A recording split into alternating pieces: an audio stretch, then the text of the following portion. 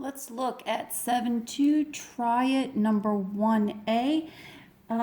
We are asked, given the initial terminal side, find a positive angle measure, a negative angle measure, and an angle measure greater than 360 degrees for each angle below. We're looking at A.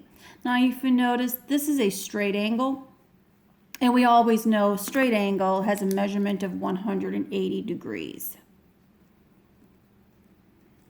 Now, looking at our coordinate plane too, understand this is 0 degrees. This is a right angle. That would be 90 degrees, 180 degrees. Add another 90 degrees would be at 270 degrees. And back here, 360 degrees. So if we want a positive angle measure, well, isn't this positive? It is. Positive angle measure. Okay, so 180 degrees, theta itself is positive, and you can think about it this way too. You can go theta plus 360 degrees K. Okay, well, if I take my theta, which is 180 degrees, plus 360 degrees. That K is how many times you rotate it. Say I don't rotate it any times. Well, that leaves me at 180 degrees.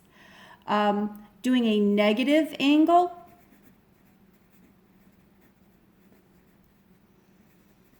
okay, so negative angle.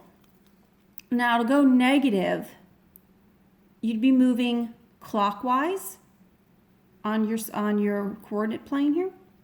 So to do a negative angle measure, we are just going to take 180 degrees and subtract 360 degrees from it, which will give us a negative 180 degrees. And again, we can add on rotations here. We could add in 360 times 2 rotations in the negative direction. We could go 3 rotations in the negative direction. And now, let's do that up here. So notice here, if I'm moving this way, that's considered a negative angle. That is theta equals negative 180 degrees. Now let's do a angle measure greater than 360. Greater than.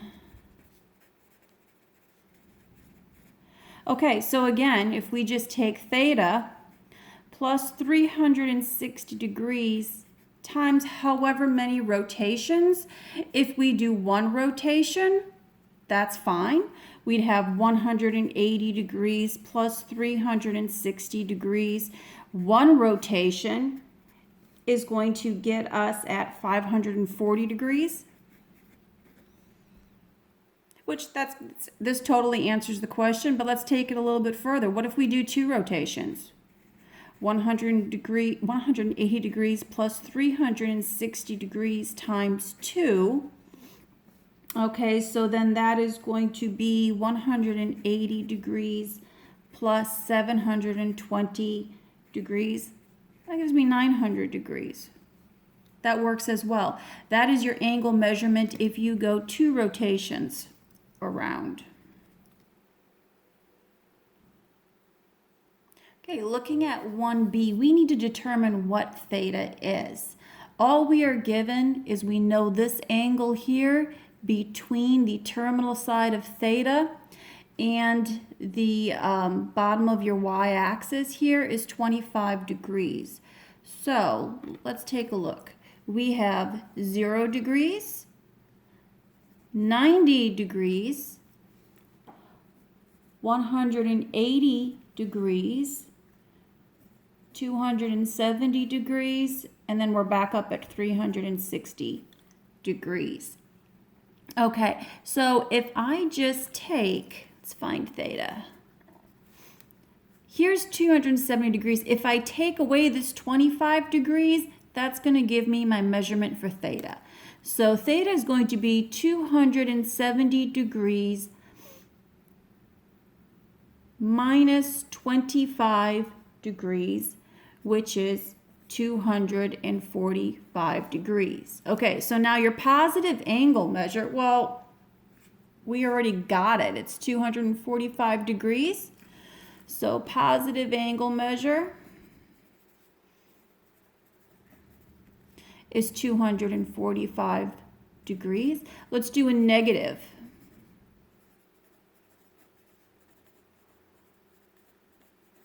Okay, to do that negative, I'm going to take away 360 degrees.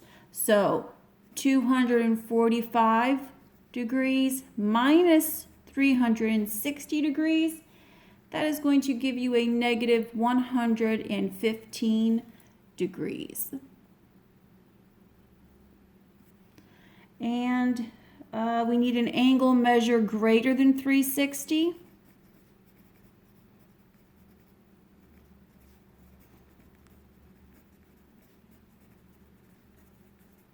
Okay, so again, take theta. We had 245 degrees, add 360 degrees to it. That'll give us 605 degrees.